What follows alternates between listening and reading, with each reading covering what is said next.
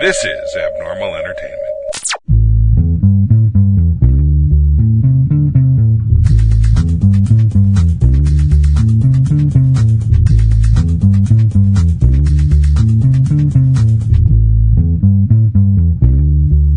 Welcome, everybody, to Prime Cutler, a weekly breakdown of very cavalry with an extra special focus on its true star, Jay Cutler. This is Kevin Moyers, and we're here. We're at the end of Season 1. Episode 8 is chock full of goodness, all kinds of crazy stuff going on. It is launch day for Uncommon James, and Kristin's a little nervous. The crew is a little nervous. Jay is kind of excited, and what looks like excited for him. We start out, and Kristin is getting her hair done. Her mom has come into town, and she's talking to her about everything that's going to go on. And she's like, you going to do a speech? And Kristin's like, no, don't call it a speech. I don't want to call it a speech. I get nervous. She's not comfortable speaking publicly. Cameras, she's okay with. The producers asked her in the little confessional room, like, well, you're on TV for years now, so you're not comfortable with that? But it's different, and I do get that. It's different in front of a camera or in front of a large group of people. I get that. So, and I don't have that fear, that stage fright, but a lot of people do. They just shut down. So I do understand. But Jay comes in. He's like, oh, you're giving a speech? And so he and her mom are kind of messing with her a little bit. And she's like, I will kick you both out if you try to get me to give a speech. If you keep talking about speech. And she did have something written down to say to everybody, if the time struck. But she's just not looking forward to that. So we get to the party. Kristin shows up about 2 hours before it's starting. Everything's coming together. And then it's an hour out, and Brittany realizes the caterer isn't there. She's got the bartender, the booze, balloons, all that shit. No caterer. And they're an hour away. And she's like, oh, shit. So she calls the caterer. The caterer thought it was the next day. Completely fucked up. And Brittany's staying cool. She's like, all right, just what can you do right now? And she's like, it's not going to be my usual thing, but, Kristin's like, all right, you know what? People remember the booze, not the food. Don't worry about it. And so the caterer gets there with, like, grocery store sushi and all kinds of shit like that. And it's kind of, I've had sushi from a grocery store. It's fine, but it's not when you're getting it fresh made and all that stuff. So, they do what they can do. Jack is there, her publicist. He came out. Jay's best friend is there. Parents of a bunch of the people that work there, the major players and stuff like that. So it's a packed house for this launch party. And the store's opening the next day, so, they're excited for all of this. Stone shows up with his mom. Dude's wearing sunglasses inside, which, look, man, you need to... that is the douchiest douche move of all time as far as trying to look cool goes. You're too old for this shit. Take the goddamn sunglasses off inside. You look like a fucking moron. And the more I see of this dude, the less I like him anyway. So, I don't know. But he's like, listen, I'm going to go across the street and go have some pizza. And Brittany's like, what? She's like, no, motherfucker. This is my day. You're staying here. And if I left in the middle of a show, you'd be pissed. So you're going to fucking stay. This is my equivalent to that. You're going to stay here. And his mom was like, yeah, I agree. Like telling her son he's an idiot. So, he just like, the dude looks lost half the time. Like, what did I do wrong? And he's so annoying. And honestly, I'm not even going to get further with this. That's one fight during the episode. They're hiking later. They have a fucking fight. And it's just like, I'm sick of these two, and it's the same shit over and over, and it's annoying, and I'm fucking done with these two. Get this guy out of here. It's irritating. Move along with things. Brittany, move the fuck along. Please, for your own sake, for the viewer's sake, for God's sake, get the fuck out of here. So, place is packed. Everybody is enjoying themselves, and Jay's like, "You gonna give your speech?" to Kristin, she's like, "If you make me go up there, I swear to God, I'm gonna divorce you." And he just starts laughing. And like earlier when she said he and her mom would get kicked out, he's like, "You promise?" Because I don't know, he's supportive and all that. I don't know if his thing is being around these women that drive him crazy that work for Kristin. I don't think he likes many of them very much, so he definitely does not like Shannon. So, he says, "You want me to say something and get everybody's attention?" She's like, no. And he's like, "You have to thank people. Everybody came out to this. They're here to support you. You have to thank them. You can't just not do that." So she's nervous. He's like, "Come on." He takes her in the back, runs her through it. He's listening to her, like calming her nerves a little bit. He's like, "All right, you got this." He's coaching her up, plain and simple. I'm sure it's been done to him a million times on the field, right? So that's what he's doing. He's coaching her up, getting her amped up for it. He's like, "You got this. Let's go. Let's do this." And she's like, "All right, I need my girls around me." He's like, "That's cool, whatever. But you have to say some shit to these people. You have to thank them." So he goes out.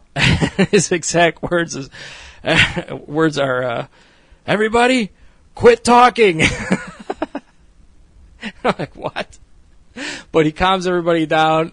It quiets them all down. He's like, "Thank you guys for coming. Kristin wants to say something to you all, so please look up here, pay attention."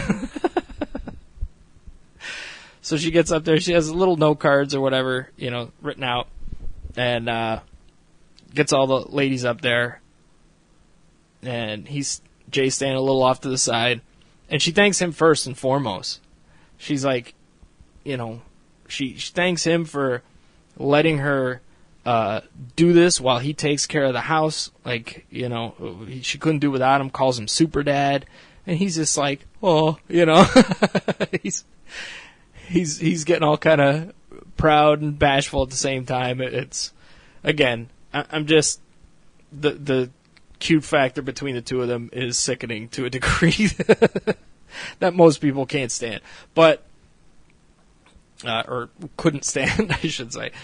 But it's nice to see. It's nice to see something like this. They don't really fight. There's like one, at least not on camera. I mean, she's obviously executive producer of this thing, so she can edit out whatever she wants. But, there's one like little thing she gets miffed at that he says later in the show, but he's just really messing around, and maybe she just wasn't in the mood for it. But she does thank him, thanks all her crew for working hard, getting everything together, thanks everybody for coming out and all that. So, and he says it, like, "I'm proud of you. This is great," after it's all over, He's like, "You did great. You nailed it," all that stuff. So he's very encouraging, and she's relieved that he got her to do it, And even the next morning, they're in the kitchen, they're talking about the night, and she's like, "That was a huge fear for me to do that." And he's like, "All right." I mean, he's he's used to playing football in front of, thousands and thousands of people, and on television on top of it. So it's not a thing for him.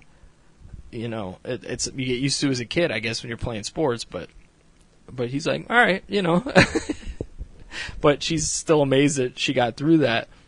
And the fish tank, by the way, is visible behind Jay. I did not see a single fish. But the tank's still running. You could see the filters going. Crystal clear water, so it's not like it's neglected, but I didn't see any fish in there. I know they had little tiny things in there, but no visible fish. So that's unfortunate. I hope that one survivor is still around. So Kristin's checking on things, like, okay, store opens today. And by the way, there was a line. There were tons of people lined up, and it was, I think, a little over an hour before the store even opened. So people were waiting for this. As Brittany goes in, she's like, holy shit, you know, there's a lot of people there. But Kristin checks the newsletter that announced her home line. That was her big important thing. And it says, click the image for the link. And she clicks on it, and nothing. Shannon completely fucked up on this. Sent out an unusable newsletter, basically, which sucks. You know, details matter. And then she starts looking at the orders for the home goods. And the shipping for that stuff is only $5.95. That is $5.95 is the flat rate for one of those tiny little, maybe you could fit 2 DVDs inside of it, priority boxes. That's how much $5.95 gets you. First class mail, you might get double that. That's it. So when you're talking about heavy home goods, she's completely screwed as far as that cost goes. And she's seeing these big orders, 5 huge items going out for $5.95. She's losing money on those orders. And Jay's like, well, that's a hell of a deal. I want to order some right now. And she's like, I'm losing money. And he's like, well, you need to shut that down before so you can fix it, you know? Like, who didn't plug in the weights? What happened? And he's really, you know, getting into the details. Like, he's keeping a level head about it. Like, you got to lay it out, you know? Somebody has to pay for this. You have to nail somebody for this. And she's like, I'm going in. I'm going to take care of this. And he's like, go, do it. And he's like cheering her on, like, yes, go kick some ass kind of thing. And she's like, I'm going right now. But as she's driving, she calls Brittany and has almost a little breakdown there. She's stressed out. She starts crying a little bit, you know, holds it back, but like, what the fuck? And Brittany's just like, she has this look of panic on her face, like, what in the fuck just happened? So, I will give her credit, though. She got that shit fixed right away. Right away. And it was noticed. She fixed it before Kristin even got to the store. And that was pretty amazing. You know, it was a mistake by their IT guy. They didn't test it out ahead of time. They probably should have. But, you know, that stuff happens. The IT guy should have tested it, really. And so it wasn't Brittany's fault or anything like that. The guy who does the site screwed up royally, but she got it handled, just like she got that catering stuff handled. I mean, she, you know, had a lot on her plate, but I will give her credit. She took care of this stuff, did a good job about it. Then Shannon comes in, and Kristin starts ripping into her, and she's like, well, I didn't know what the link was supposed to be, so I just, you know, didn't put a link on it. And Kristin rightfully yells at her, ask! Like, what the fuck is wrong with you? Ask! If you don't know, don't just go, just ask what link should be here. It's not a hard question. Who do I ask? Ask anybody! And Shannon's rolling her eyes. She's like, don't roll your eyes at me, Shannon! And, you know, she starts crying and stuff like that. Shannon is a disaster. Plain and simple. Plain and simple. And the only other real Shannon moment that's important here, like, as this goes on, and we get into some more shit with that, you know, Kristin's honest with her, at least. But she goes home after settling everything there, talks to Jay about it. He's like, well, you know, I mean, suspend somebody for a week or whatever you have to do, you know, but you just stay tough. Keep handling this. And then she gets a little FaceTime call from Brittany in the middle of that conversation, and she tells her that she tells Kristin that the store made money. It did better than expectations, right? So that's something.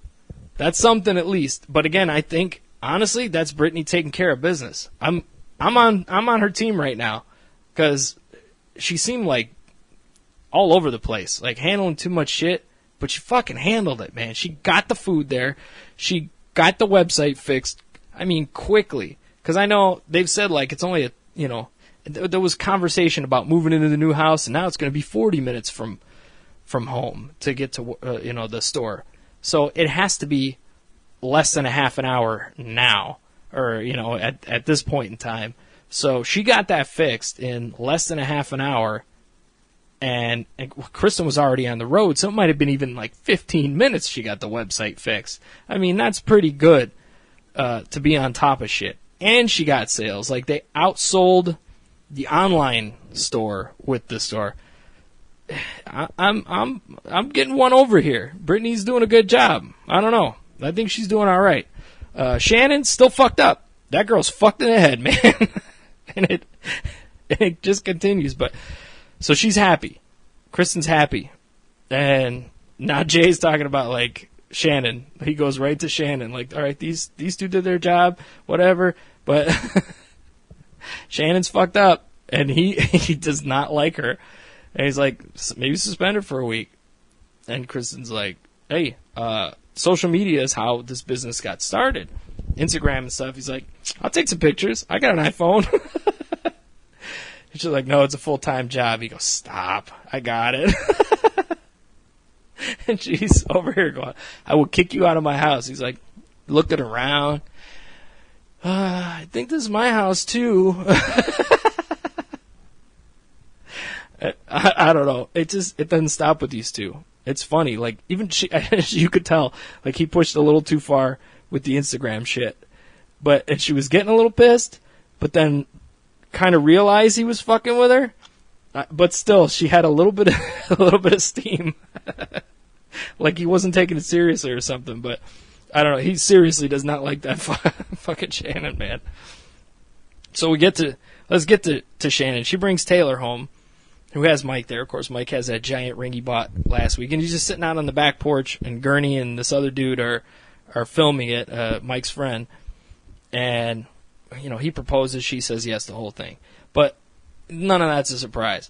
In the testimonial later, in the confessional, Shannon and Gurney are sitting there, and what did I say last episode? What did I say about this Goonie bullshit she pulls with money? Looks at, that's a big ring. That's a big ring. And he's like, I feel like I'm getting a hint here. She's like, well, and she's, honest to God, already jealous of her friend's ring, pushing it on Gurney like he needs to buy this $25,000 ring for her to have. It is so fucked up, this girl. She is such a mess. Gurney seems like a nice dude. Get the fuck out of there. You know what would be great? If Gurney started dating Brittany, that would be so fucked up for Stone and Shannon. They would lose their goddamn minds. I mean, can you imagine that shit? That's the season 2 I want to see. That's the backstory or the secondary plot line I want to see. The Brittany Gurney hookup. And fuck these other two idiots because they're both fucking morons. They're annoying, and I don't want any more of them on television. Of course, you need your drama and you need your bullshit and whatever. I just want the silly fun of Jay and Kristin. That's enough for me, And there's other cool people and stuff, and that's fine. But they really do nothing for me as far as the show goes. I just recap it because it's part of the whole thing.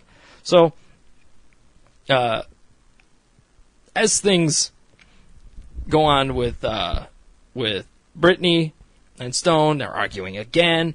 But, they're like on a nice hike and they just go into this fucking shit again, which I'm tired of. But then Kristin ends up calling Brittany in. Brittany's panicked. She's getting demoted or something. And she's like, look, you have too much on your plate. That's it. And Brittany looks like she's going to shit her pants.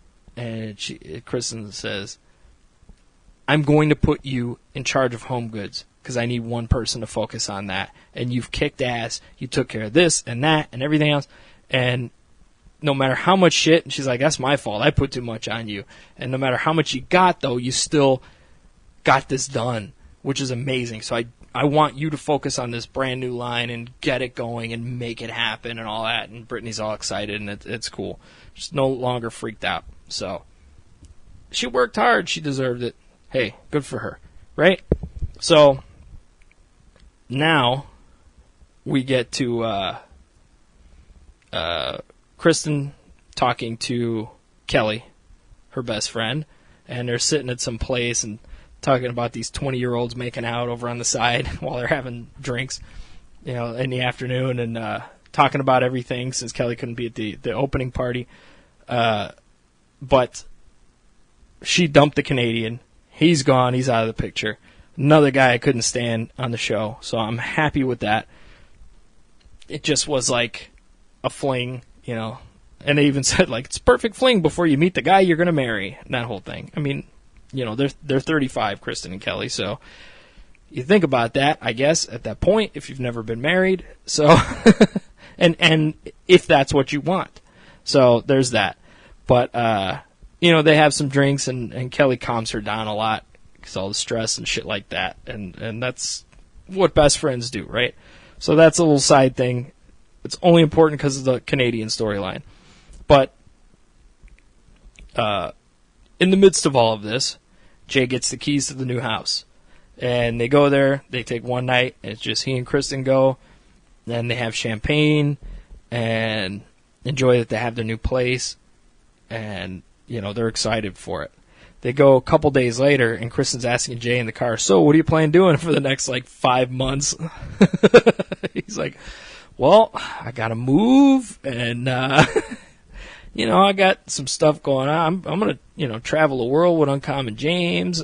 And they're just, kind of dreaming out loud about how the company will do. And Kristin's like, yeah, I'm going to get a PJ. I assume she means private jet because the way they're talking about it. Jay's like, you getting Uncommon James on the side? And just, yeah. He's laughing. She's like, I might get a place in town in Nashville, so when I have to go to the store, I can just crash there. He just starts cracking up, like, get the fuck out of here. And she starts laughing too, like, just leave him with the kids, whatever. And she's talking about, all this big baller kind of stuff, and they're messing around, making jokes about money. And he's like, how come your money is your money and my money is our money? And, I mean, I could probably answer that with, he made $10 million to play like shit for 1 year on the Dolphins. And there's no way she made $10 million in the entire run of the Hills and Laguna Beach. I mean, that's MTV. So it's not, there's no way that she made in her career what he made in the NFL. Because those NFL is, they're paying big bucks to quarterbacks on top of the list. So, I mean, his last Bears contract was like $7 million for 4 years or some shit like that, and he got a ton to go to Miami. So, that's my answer to that. And her business could easily surpass that in a reasonable amount of time. So I'm not shortchanging her there. It's just everything you hear about, the little bit that you make on cable versus, we know. It's pretty public what NFL players make, so I just can't imagine it's anywhere near the same hearing, how little cable money is. So, business-wise, though, I think she'll be able to surpass that if she continues as she is. But they're joking around and stuff. She's like, I need... Every girl should have her little stash. I'm with you because I love you, not because I need you. He's like, well, that's good to hear. And she goes, power the pussy. He just starts cracking up like, oh, Jesus Christ. But they're having fun together. They're on their way to the house to decide what changes they want to make. It's carpeting, kitchen tiles, shit like that. And so they're going to start demoing the house a little bit. And she's in the kitchen, like, hammering tiles on the backsplash. And he's just looking at her like, what the fuck are you doing?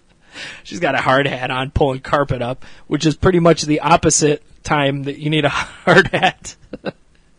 But, I mean, he's cracking up because she's getting out frustrations. She's hammering down a wall, and he's laughing, kind of enjoying watching the whole thing. So, but they close it out with her in the confessional, doing her final moment there, and she's like, hey, we got this going on, this and this, and I think we're going to need a season 2. And they give the little, yes, a little card comes up at the end. Season 2 is coming, which has already been announced, and I believe I said it on the last episode. So, a lot going on, a lot to look forward to. I like the idea of seeing Jay, because he's a rural guy, more or less. He's from Santa Claus, Indiana, which is not what you'd call a big town. So, I'm sure it's not beyond him to hang drywall and, lay tile or carpeting or whatever.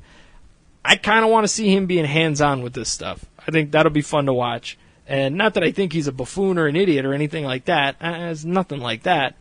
But him just with his chill demeanor, maybe having his best buddy over to help out, and just not knowing that dude's such an airhead, but it's great. But, that kind of stuff going on. So I think it'll be fun. I'm looking forward to it. And talking more about the show and just getting into the silliness of it all.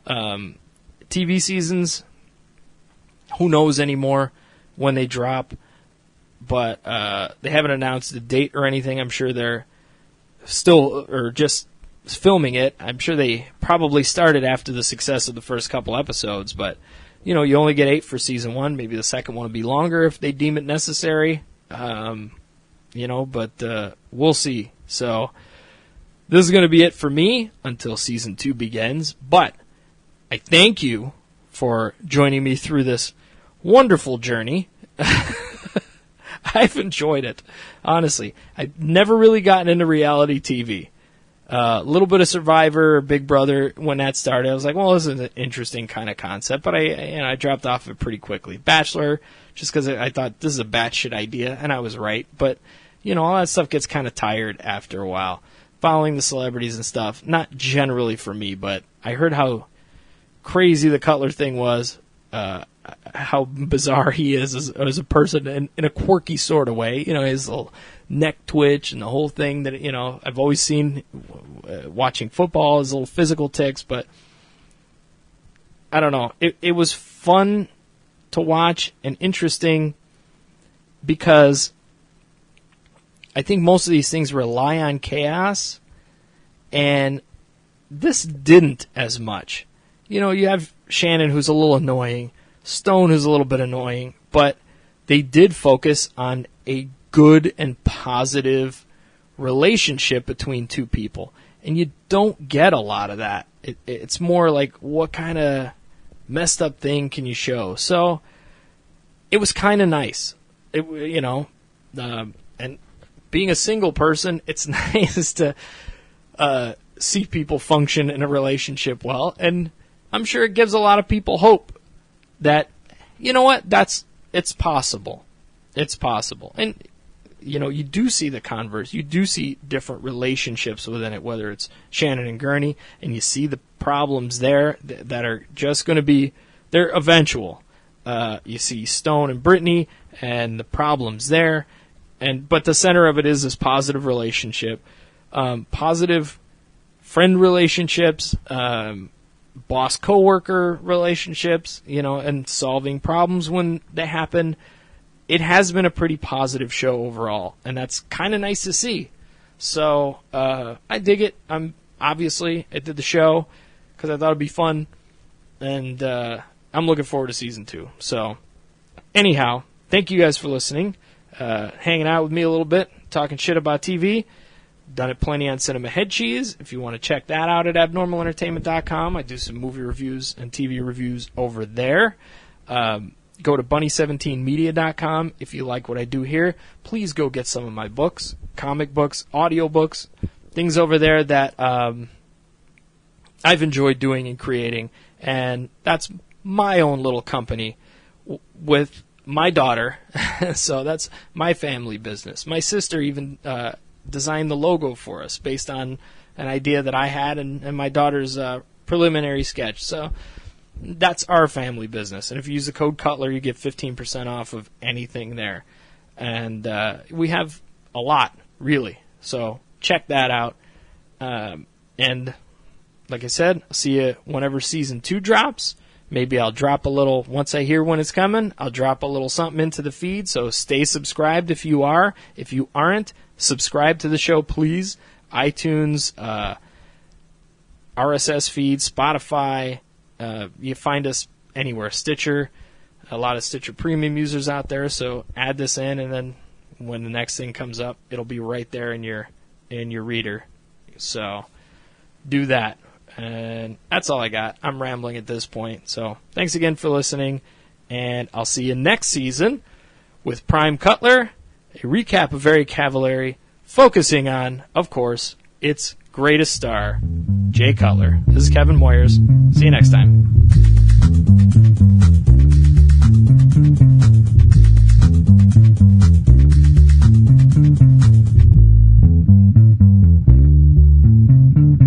Listen to more of Prime Cutler and subscribe at abnormalentertainment.com. Find all Abnormal Entertainment shows at abnormalentertainment.com, Stitcher Smart Radio, Spotify, iTunes, YouTube, and anywhere you listen to podcasts.